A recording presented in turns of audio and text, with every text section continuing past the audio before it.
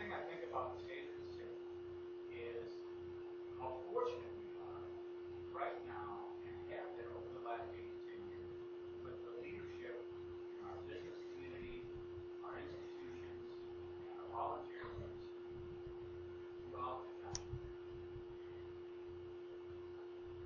Right now, who would you think right now are the two people in Aberdeen who have jobs where they go to work every day that has the most significant impact on the community?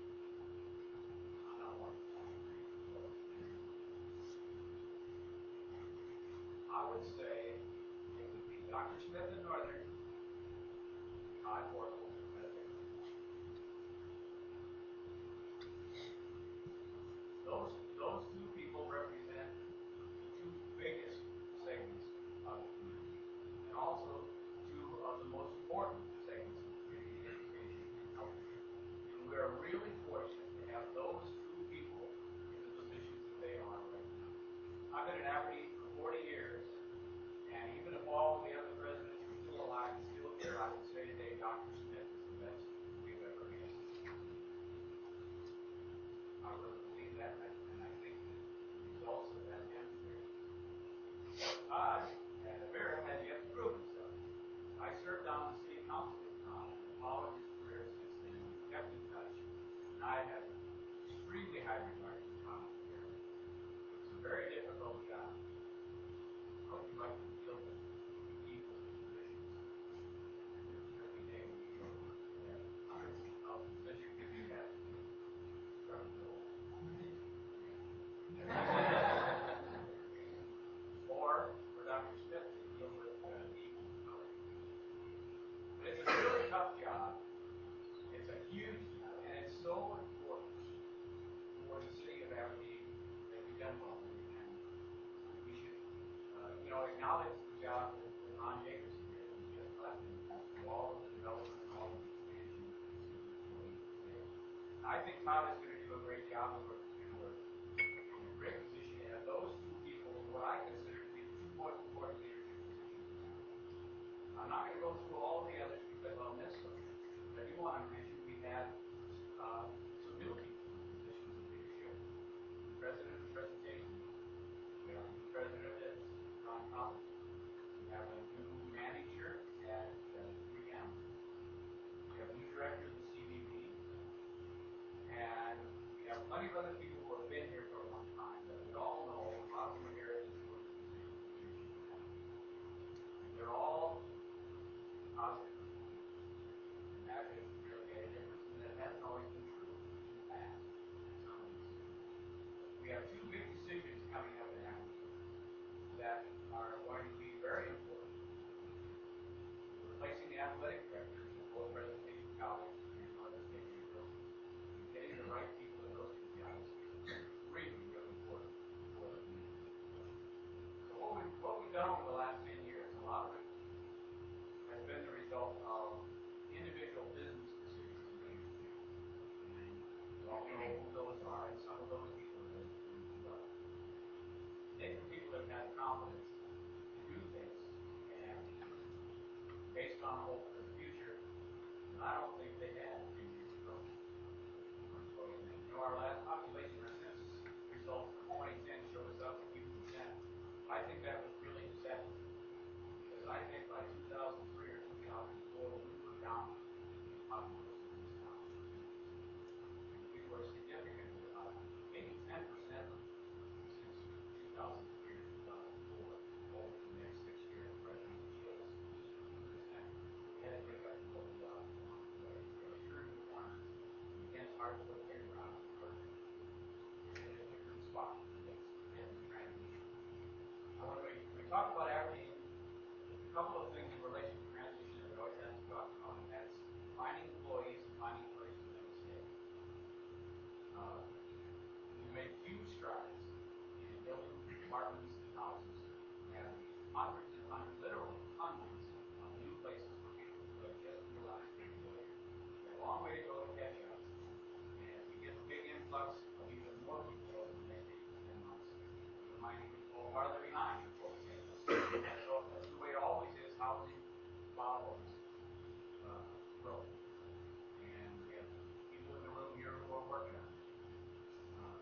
Part of our problem in Aberdeen is some of the housing we have is substandard. And to be honest, we've been afraid to do a citywide rental inspection because we're afraid of what we'll find. And if we find things where we can't let people live there anymore, we have nowhere to go. Hopefully, as we get the new housing that's coming in, and force the people, the irresponsible landowners, who house people in some substandard housing, to rise to the level where they should be. And hopefully, at some point, we'll be able to put in a rental inspection system that will force it. But right now, we don't have it, and not very many cities do, just for that reason, is you end up with the people least able to deal with adversity being put in a position of adversity where they have to work. And we need, hopefully, to get our housing to the point where we can be a leader in that with all of the housing. We just had announcements over the past month or so of the Meadowbrook project is rolling along. We had a new announcement that we announced the other night of the project by K.O. Lee. There'll be about 80 income qualified places to live there. We have hundreds of others that have been put up or are on the drawing board. We're really making progress, but it's really going to be a challenge. There's no question about it. The other biggest challenge, of course, is finding people to live here. And people are moving here. We run into them all the time. I talk to people a lot. They will ask me, and my typical response is, when they say, "Oh, you say you have jobs in Aberdeen, well, what kind of job?" I say to them, you have somebody who doesn't have a job, 200 family, husband and wife, a young couple, just getting started. They move to Aberdeen today. They could have a job, both of them, tomorrow, that would earn them $40,000 to $50,000. They're physically capable of doing the job. They pass the drug test. They show up for work every day. Carl's nodding over here. He knows that's true. And I tell people that, and they don't believe it. You could literally drive into Aberdeen today, by the close of business tomorrow night. You could be pretty well assured that you had moved into middle class life in Aberdeen, which is 40 to 50,000 in Aberdeen is close to that. By tomorrow night. People are there waiting to hire you. You might have to work hard. You might have to work with something you don't like for a while. You might find out you like it, you might find out you don't. But when I see 60 Minutes reports of people in Florida living out of their car because they've been laid off and they just can't find a job, and they're looking, they're trying, they want it, they just can't do it.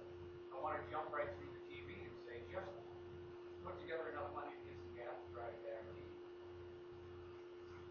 You have a job tomorrow. You have a job tomorrow. You still live in your car. Why? Or haven't lived in your car. Maybe you live in some place in Ipswich, Charlotte. That is phenomenal. There's almost nowhere else in this state. And there are employers who in Aberdeen who have been saying that for months and months. And some of the jobs are being filled, and some of them still not. So we all need to be vigilant in keeping and getting out that message. And I would encourage you to say the same thing. You can say it with complete confidence. You can think you're lying. All we need to do is go to work. Those are the two biggest, perhaps biggest roadblocks that we have. Some of the things I was thinking of in general about the state of our city and Aberdeen. We just have redistricting, which is going to change our people going here. And I don't want this to sound negative about any of the people we're sending to here right now. A lot of them have been there for either short term or a lot of time there in here, and they work hard to do what they can. We don't have people in position of leadership in the legislature. And we don't have a lot of people in position of leadership inside of the executive branch of government. And with the redistricting, our influence in here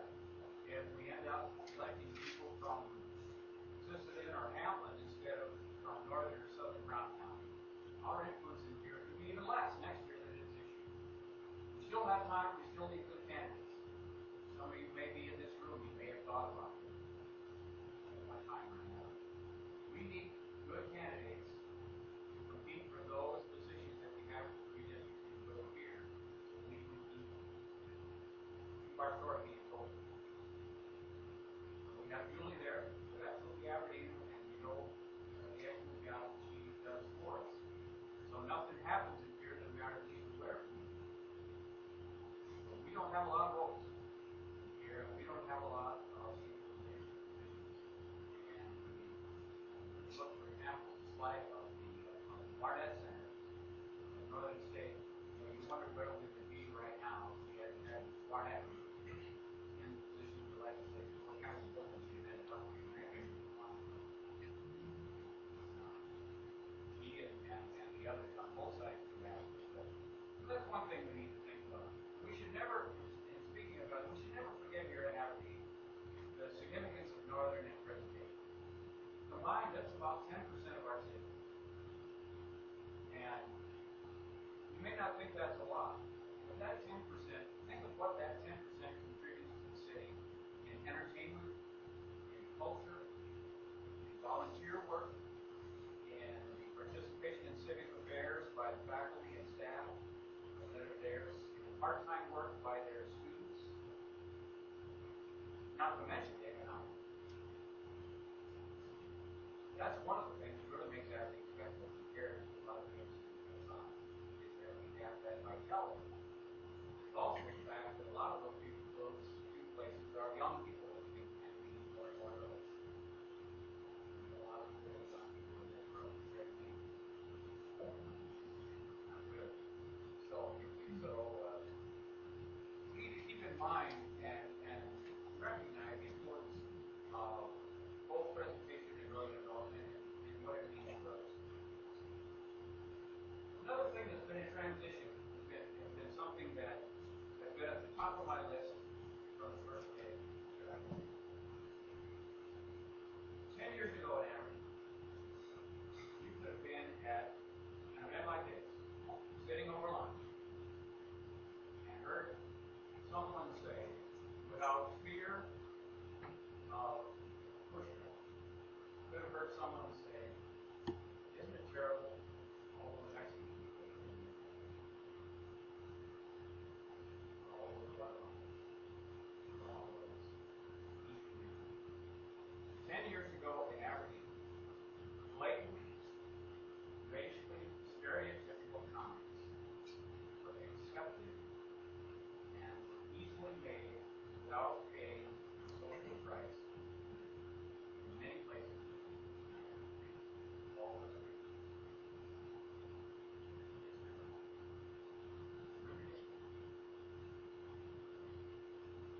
10 years ago, you could have heard somebody say, what are we going to do when all the immigrants come to town and find us? Now anybody that's even taken a little interest in the subject knows the exact opposite is true. Immigrants have a lower. 10 years ago, that kind of misinformation, that kind of stereotype was so pervasive in this town. And the reason it was pervasive was because not that everybody felt that, but the small minority of people who did feel that way got away with saying it. And now they don't. They shouldn't. They don't around me. I don't think they do around most people. Why did that happen? Well, a lot of it is just the fact that people get smarter and look into more things, and immigration has been more. But the big part of it is it's pretty hard to have a stereotypical negative attitude about someone or some group when a member of that group is working next to you and it's totally opposite of what you think. Or marries into your family. Or sits next to you in church.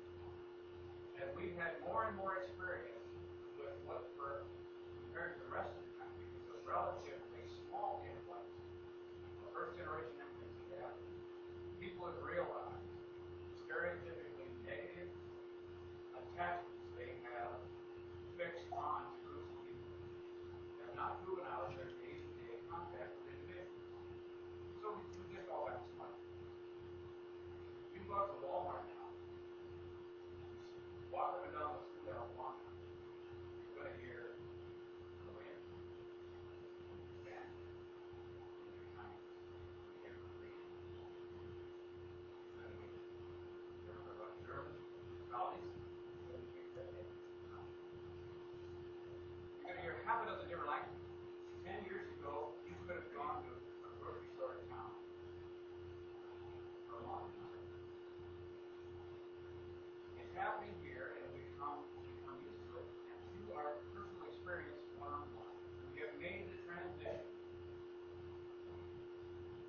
become better people because I think we were mostly good people. But we made the transition where we won't let the people who won't learn exist in our community. And that's as big a transition as any because we are going to grow, we are going to make a transition to something new. New people that are coming in here are not going to look like everybody in this room. And that, not all of them, prepares us for the future, perhaps. What do I worry about? We've got about 5 minutes here. I talked a little bit about what do I worry about? I'm talking about real estate. I'll avoid talking about the water and sewer pipes because that's Lynn's department and that's really me. Bad news to be given, I'm going to let Lynn. We do have millions of dollars probably of work over the next who knows how many years. And that's something to worry about and something to be concerned about because it's going to cost us some money. And eventually that might show up in your use. For now, we're not having plan to do that at some point with my hair. I worry about the farming economy. We're so reliant on it, and sometimes the farming economy that for some reason turned bad. We would feel the pressure on those immediately. I worry about the roads that are out of the county, so the people in the farming economy can come here and contribute. Of course, we worry about the weather. We're concerned about transportation. The airport manager Whipper is here, and he just done a tremendous job keeping hold of what we can in a really changing era. And when you take a look around the piers in Watertown, Jamestown, and some of the other communities around the area, what they have called we're in real good shape. But it's always a worry. I worry we're running out of pheasants. That's really a concern. I drove through here the other day. I saw 7 pheasants, 4 dead ones, 3 live.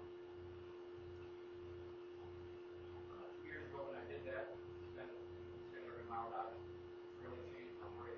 If they don't come back, that's going to be a problem. I worry about whether or not we'll be able to keep the young adults here to be attractive. And we need to keep our interest in doing that. You always worry about bad things happening to individual businesses. And I don't think it's for public knowledge yet. We're going to hear some pretty bad news today in Aberdeen. People have businesses. Some probably have seen it coming, but indications are people can lose their jobs here pretty quick. And that's going to happen. Good things happen. Good county growth. So those are the things you worry about, particularly those businesses that are connected to things that are outside of our control, where it takes federal legislation or state legislation. But all those things we can deal with. I would just conclude by saying that when I talk about a transition, I think we have made the transition from the point of not thinking well about ourselves to really thinking positively about ourselves now and hopeful about where we're going to go. We don't know where we're going to go with this transition. What is our biggest danger in Aberdeen?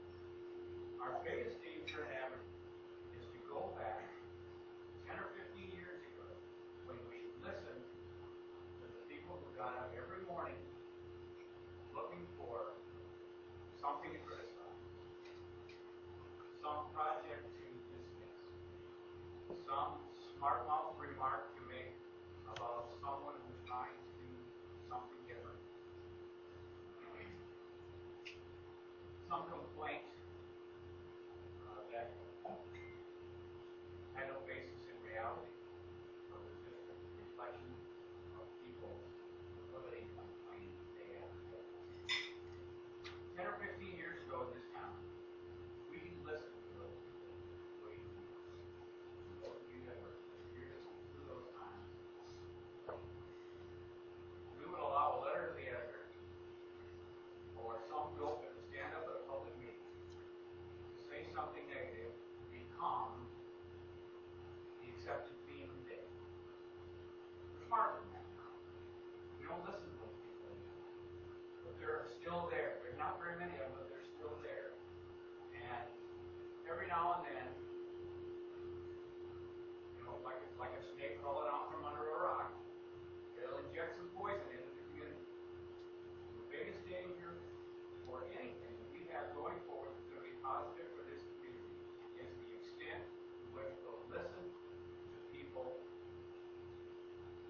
their lives deeply.